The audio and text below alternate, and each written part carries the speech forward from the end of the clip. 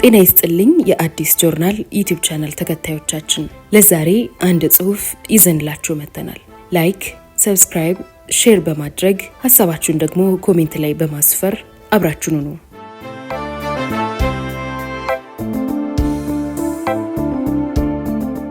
ያልፖለቲኩ ፖለቲከኞች ከብርቱካን ሚደቅሳ መመለስ መጽሐፍ የተወሰደ።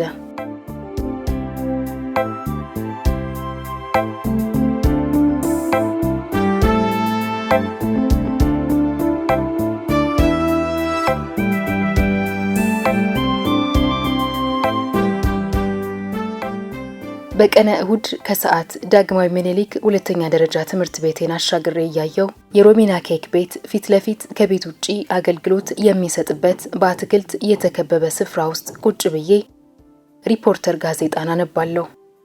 ከፊት ለፊቴ ባለው የክብ የብረት ጠረጴዛ ላይ የያዝኩትን ክምር ብላክ ፎረስት ኬክ እና ቡና በወተት ቀርቦልኛል። የተቀመጥኩበት ወንበር እንደ ጠረጴዛው ሁሉ የአልሙኒየም ቀለም ባለው ብረት የተሰራ ነው። የዛን ሰሞን መደበኛ የውድ ልማድ ያድርጌው ረፍድፍድ ሲል ከሰፈሬ 4 ኪሎ የሚሄደውን ውይይት ወይን ሚኒባስ ታክሲ ይዤ ተንደርድሬ እዚሁ ነኝ።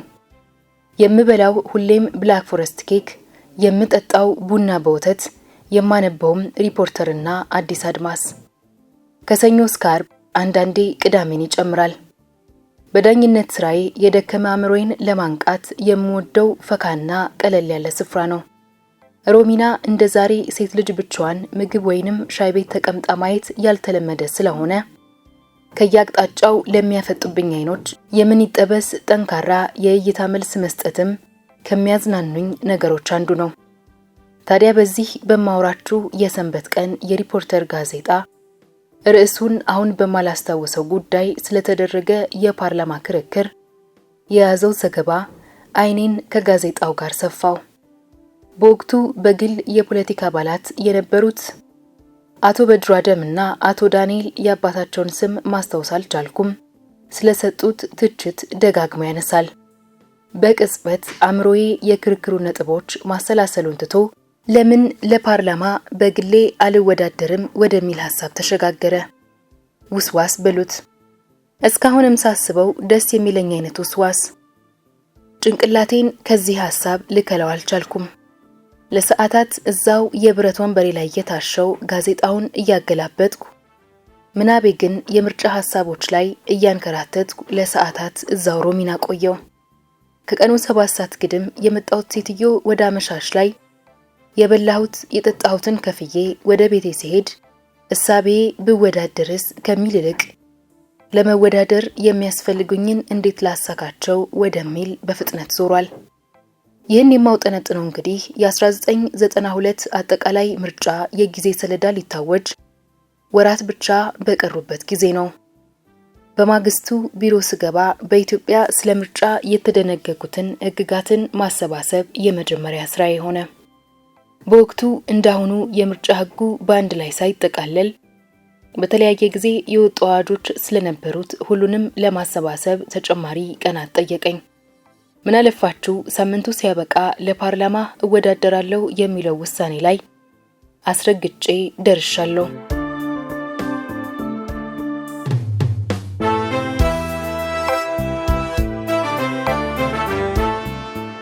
ደፋሬ አትሉኝም?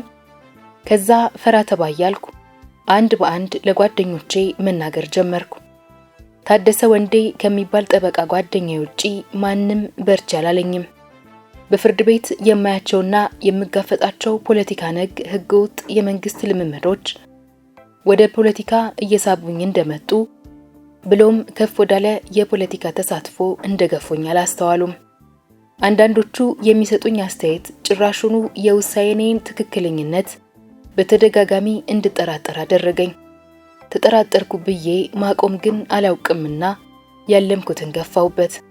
እኔ ባሰብኩት በምችለው ሁሉ ለለውጥ እንክፋ አይነት ፖለቲካ የሚያምኑ እጅግ ጥቂት የነበሩበት ዘመን ነውና በምርጫ ዘመቻዬ በበጎ ፈቃደኝነት የሚሳተፉልኝን ጥቂቶች ያገኘውበት በብዙ ልፋት ነበር።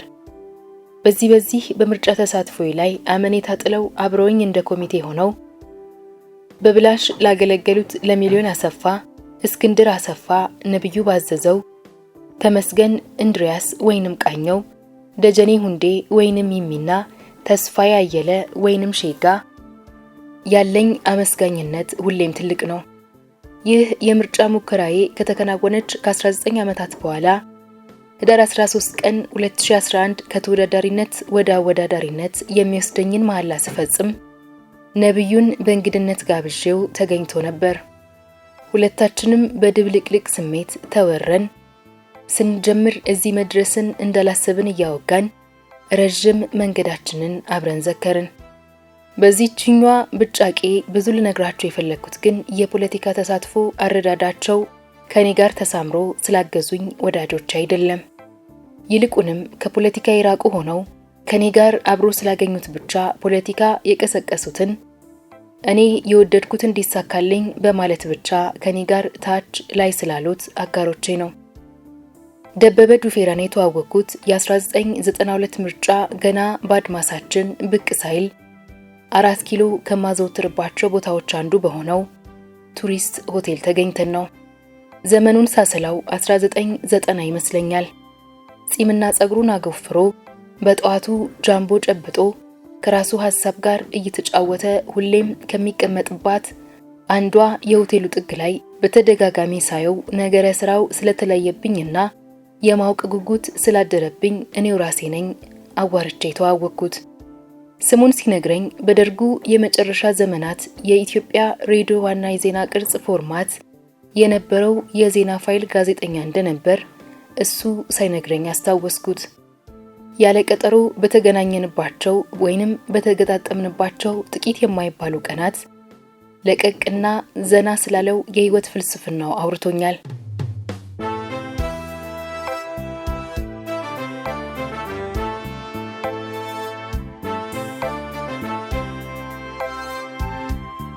እኔም የወጣትነቴ አፍላ የሚገፋቸውን ህልሞቼን ነግሬው ያላቅሜ ትንሽ ከውሃ ቀንስ አይነት ምክር ለግሼዋለሁ። በምርጫ 92 የወረዳ 12 እና 13 የግል ተወዳዳሪ ሆኜ ተመዝግቤ የምርጫ ቀዘፋ መሃል ላይ ላጋጠመኝ ፍጹም ያልጠበቅኩት ችግር ደበበ አጋዤ ሆኖ ይመጣል ብዬ የሚያስገምተኝ የጠበቀ ጓደኝነት ግን አልነበረንም። ነገሩ እንዲህ ነው። የምርጫ ዘመቻዬ እጅግ ብዙ ሰዓቴን የወሰደብኝ ቢሆንም የዳኝነት ኃላፊነቴንም መወጣት ስለነበረብኝ አንዱን ቀን አራዳ ምድብ የሚገኘው ችሎቴ ገብቼ የዕለቱን ስራ አጠናቅቄ እየወጣው ነው። አሁን ታድሶ ጣይቱ ማዕከል ከሆነው የፍርድ ቤት ህንጻ ፊት ለፊት ስደርስ ሲራመድ ሉጥ የሚል ቁመቱ ረጅም ፊቱ መጣጣ አፍንጫው እጅጉኑን ስልክክ የሆነ አንድ ወጣት ቀጥ ብሎ ወደኔ መጥቶ ብርቱካን ወደ አንቺ ቢሮ እየመጣው ነበር ብሎ ለዳኛ ባልተለመደ መዳፈር እጁን ለዘራምታ ሰረጋልኝ። ጨበጥኩት። ስሙን ነግሮኝ በፍጥነት ፖለቲካ ላይ ከሚያተኩሩ ሳምንታዊ ጋዜጦች ለአንዱ ጋዜጠኛ ሆኖ እንደሚሰራ ነገረኝ። በልቤ የምርጫ ዘመቻዬን ሽፋን የሚሰጥልኝ ጋዜጠኛ አገኘው ብዬ ሞቅ ማለ መንፈስ አናግረው ጀመር። እሱ ግን ኮስተርና ገንተር ባለቃና ያልጠበኩትን አረዳኝ።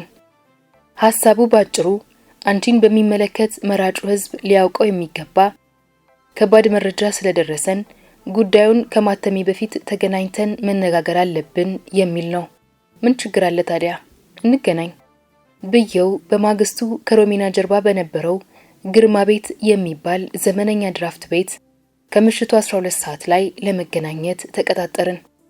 ወጣትነት ምስጋና ይግባውና ይሄ ጋዜጠኛ የሰማው ምንም ሆነ ምን መረጃው ትክክል እንዳልሆነ አስረድቼ የምርጫ ዘመቻ ዓላማ በጎ መሆኑን አሳምነዋለሁ በሚል ልበ ሙሉነት ወደ ግርማ ቤት አመራው።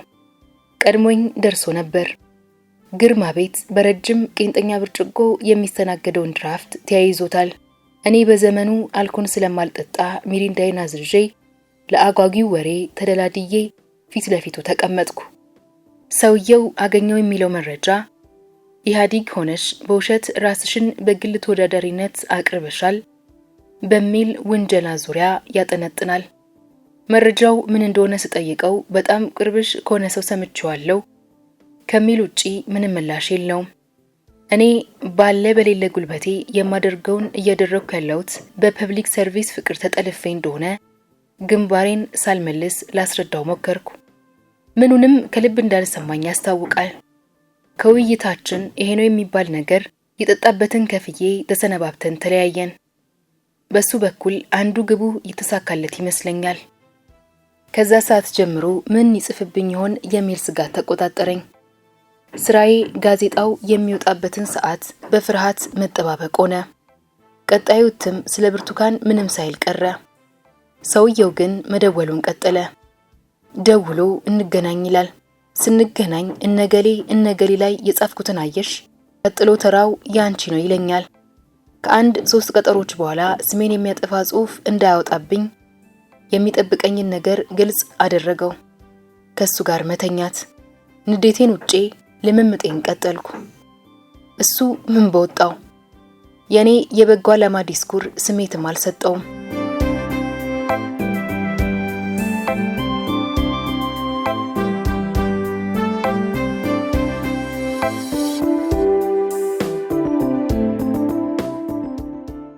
እስኪያስቡት ግን የፌደራል ዳኛ የሆነችዋ ተወዳዳሪ ይህ ከደረሰባት ሌላዋ አንቱ የሚያስብል የኑሮ መንገድ የሌላት ሴት እጣዋ ምን እንደሚሆን።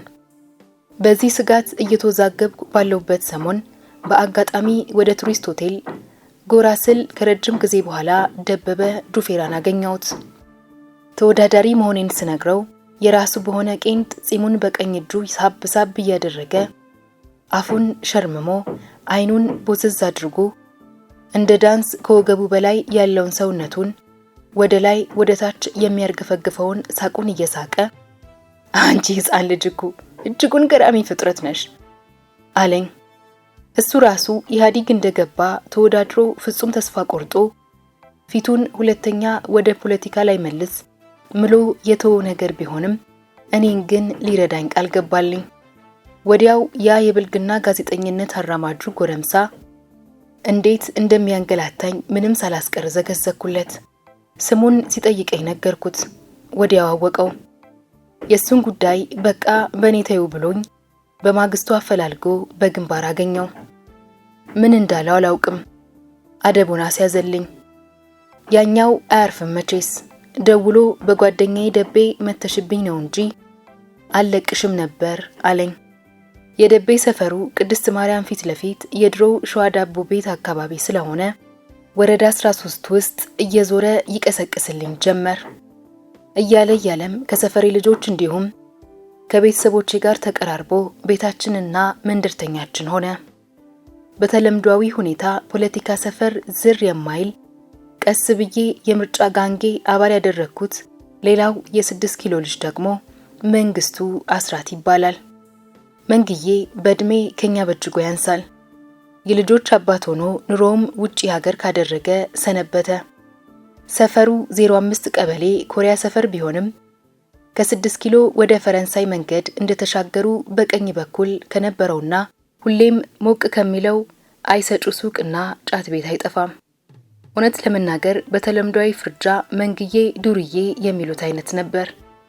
እኔ ደግሞ ዱርዬ በደንብ ከያዙት ቁም ነገረኛ ነው ከሚሉት ወገን ነበርኩና እኛ ሰፈር የነበሩ ዘመዶቹ ጋር ሲመጣ ስለማውቀው አግባብቼ ወደ ካምፔ ቀላቀልኩት። ፖለቲካ በዞሮበት ዞሮ የማያውቅ ልጅ ቲሸርቴን ለብሶ የሚያዘወትራትን ጫት ቤት እንደ ማከል አድርጎ ቀን ተሌት ቀስቃሽ ወረቀት በታኝ አስተባባሪም ሆነ። እሱም እንደ ሌሎቹ የፖለቲካ ፖለቲከኞቼ ቤተኛዬ የእናቴ ወዳጅ ለመሆን ጊዜ አልፈጀበትም። ወደ መቶ አለቃው ልዞር። መቶ አለቃ ኢያሱ ኃይለ ማርያም የደርግ ዘመን መኮንን ነው።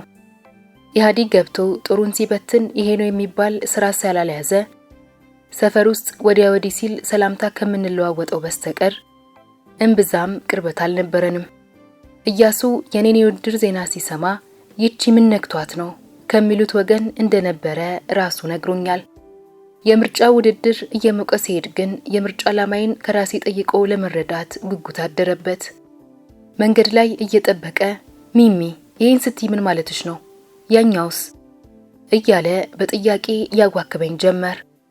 በሂደት እሱ ስለኔ ሐሳቤ ያለው መረዳት እየተሻሻለ ከመምጣቱ እኩል እኔ ራሴ ከጠጣር ጥያቄዎቹ ጥያቄነቱና ከጭብጥ አይስቴ ተከራካሪነቱ የኢያሱን ጭንቅላት ብሩህነት ተረድቼ እጅጉን ተደንቄያለሁ። ኢያሱ እኔና በምርጫ ጉዳይ አይን ላይን ከተያየን በኋላ ሰፈር ለሰፈር እየዞረ እኔ ካላሰብኳቸውና በደንብ ከማልግባባቸው የሰፈሩ ተጽዕኖ ፈጣሪዎች ጋር አስተዋወቀኝ።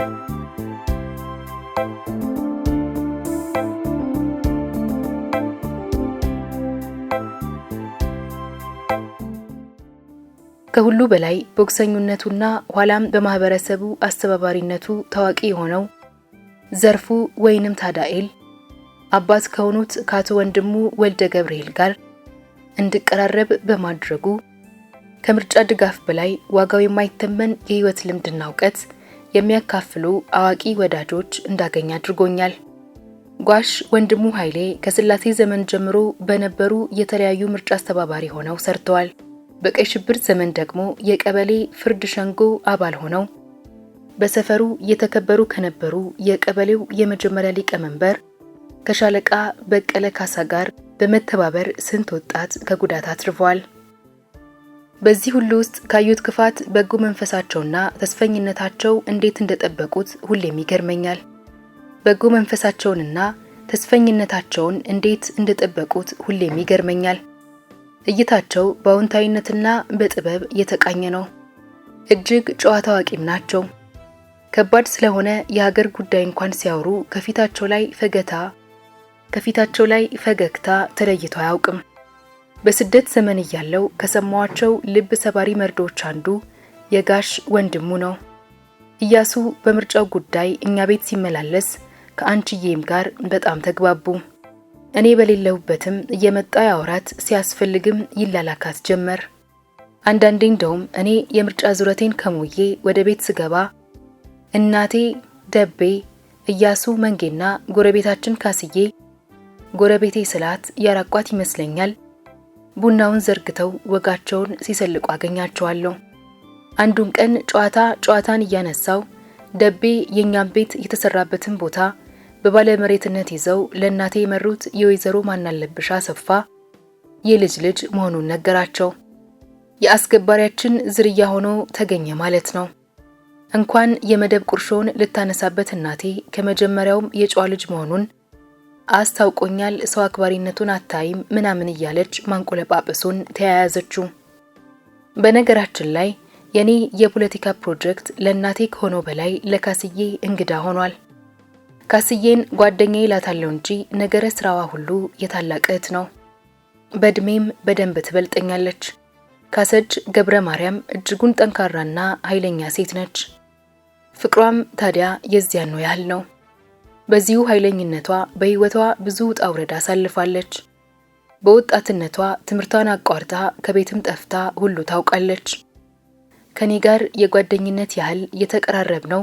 እድሜዋ ወደ ጉልምስና ተጠግቶ ያክስቷን የጌጤ ደምሴን ቤተሰብ ቀጥ አድርጋ በምታስተዳድርበት በሰፈረው ለቸገረው ለደከመው ደርሳ አለኝታ በሆነችበት ዘመን ላይ ነው።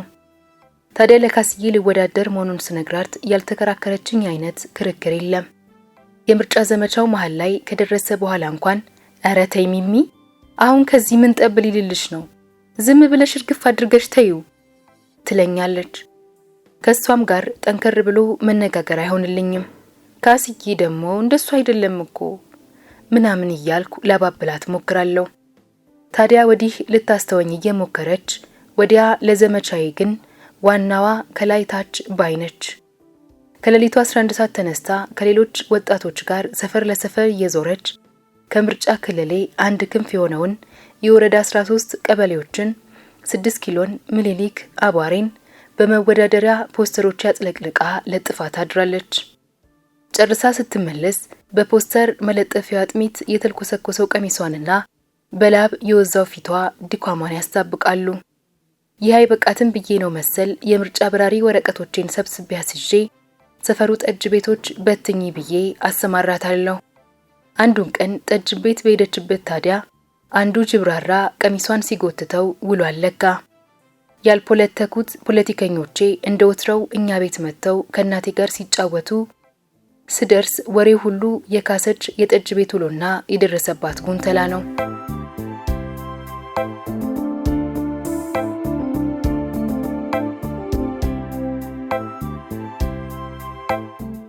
እያረፈች ብርቱካን ሚደቅሳ የማታሳየኝ ነገር የለም እግዚአብሔር ይልሽ ትላለች። ብርቱካን ብላ ከጠራችኝ በጣም ተናዳለች ማለት ስለሆነ ድምጼን አጥፍቼ ጸጥ። ጥሩነቱ ደቤ የባጤ ቆጡን እያወራ ሁሉን ያስቅልኝ ጀመር። እንዲህ እያለ የምርጫው ዘመን አለቀ። የኔና የኢህአዴግ ወፈ ሰማይ ካድሬ ግጥሚያ በኔ መሸነፍ ተጠናቆ በሳምንቱ ወደ መደበኛ ስራዬ ተመልሼ ማታ ስገባ እንደ ወትሮአቸው እናቴ፣ ካስዬ፣ ደቤ፣ መንጌና እያሱ ቡና እየጠጡ ሲጫወቱ ደረስኩ። እኔም ተቀላቀልኩ። ትንሽ ዋዛ ፈዛዛውን ካወራን በኋላ ካሰች በጣም ኮስታራ ነገር ማውራት ጀመረች። ጭብጡም እኔና ፖለቲካ። ካነጋገሯ እናቴንም ቀድማ ሳታግባባት አልቀረችም። በጣም የተዘጋጀችበት ንግግሯ ቀጠለ። ሚሚ እንግዲህ ይሄ ምርጫ ይሉት ነገር ጉዱን አየሹ። እውነት የሚባል ነገርም የለበትም። አንቺ በቅንነት ወዲያ ወዲህ ስትይ እንዴት እንዳሯሯጡሽ አይተሻል። እኛ ከተሳካልሽ ብለን አድርጎ ያልሽንን አድርገናል። አሁን ይህን ፖለቲካ እርግፍ አድርገሽ እንድትተይ እንፈልጋለን ብላ ለድጋፍ ወደ እናቴ ዞረች። ልጄ እኔም ሁሌ አንቺን እያማጥኩ እንድኖር አታድርጊ። ያንን ወንድማ ዘውገን ማለቷ ነው። ለዚሁ ፖለቲካ ለተባለ እርጉም ነገር ገበርኩ። ደግሞ አንቺን ሳግ ነገር ጉሮሮዋ ውስጥ ተሰንቅሮ ወሬዋን አቋረጠው። ይሄን ለጊዜ ለወትሮም ሲወራ በጋለ መንፈስ ማውራት የሚወደው እያሱ ሚሚ በፍጹም ይህንን ማድረግ የለባትም ክርክር ገጠማቸው። አንቺዬንና ካስዬን እነ ካስዬን የሚደግፈው መንጌ ነው። እሱ ግን ገና ሊያወራ ሲጀምር ብዙ አላገዛቸውም። እናቱ ይሄ ላንቺ አይገባሽም፣ በፍጹም አይገባሽም ብሎ ትልልቅ አይኖቹ እንባውን ሲያገርፉ ድምጹ ሲጢጥ እንደማለት ይልና ወሬው ይቋረጣል። ደቤ በመሃል እየገባ የካስዬንና እያሱን ሰጣ ገባ ሊያበርድ ቢሞክርም አልሆነለትም። ዋናዋ ባለጉዳይ የሆንኩት ሴትዮ ደግሞ አዎም አይም ማለት አልሆነልኝም። እውነት ለመናገር በውድድሩ ሂደት ያየዋቸው ትክክለኛ ምርጫንና ስርዓት የያዘ ፖለቲካን ደፋቂ ተግባራት ልቤና ዝለውብኛል። በዛ ላይ እኔ ራሴ እንደዚህ በውሸት በተሞላ የህይወት መንገድ ላይ ተቋቁሞ ለመቆየት የሚችል ስብዕና አለኝ ወይ ብዬ ትንሽ ግራ ተጋብቻለሁ። በተወሰነ ደረጃ ሁለተኛ የሚል ስሜት ውስጥም ገብቻለሁ። ለምወዳቸው ለነዚህ ሁለት ሴቶች በተለይም ስቃይዋ ለሚበረታባት ለናቴ በደረሰበት አልደርስም ለማለት ፈልጌያለሁ።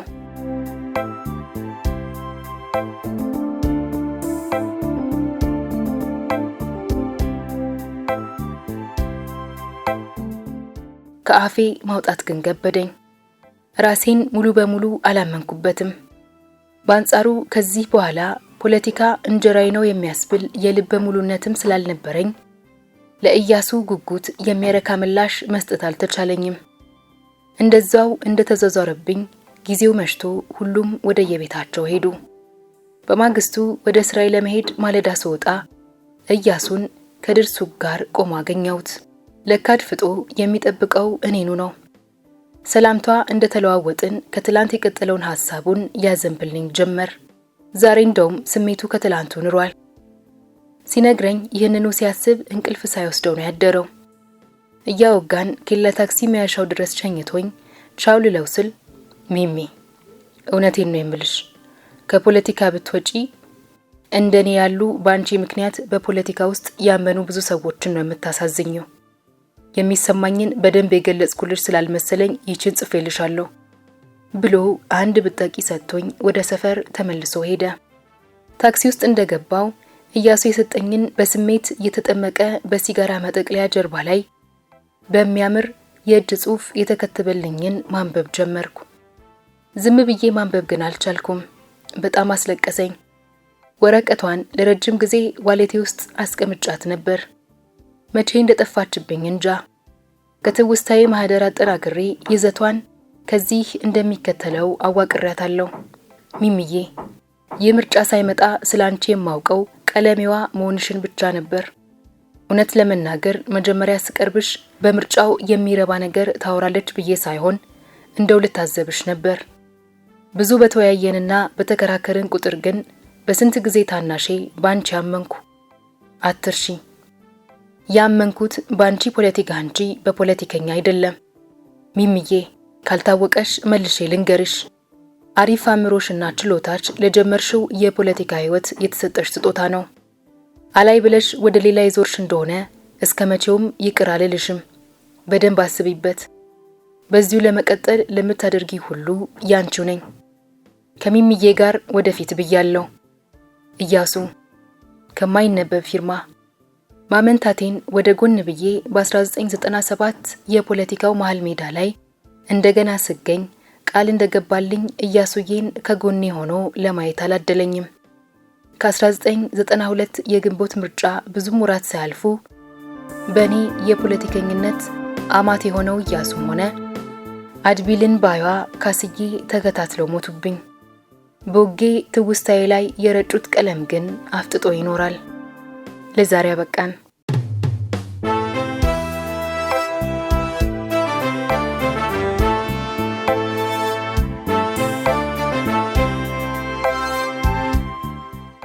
የዛሬ ታሪካችን እንዴት ነበር? ከወደዳችሁት ላይክ አድርጉ። ሐሳባችሁን ኮሜንት ላይ አስቀምጡልን። ሰብስክራይብ ማድረጋችሁንም እንዳትረሱ።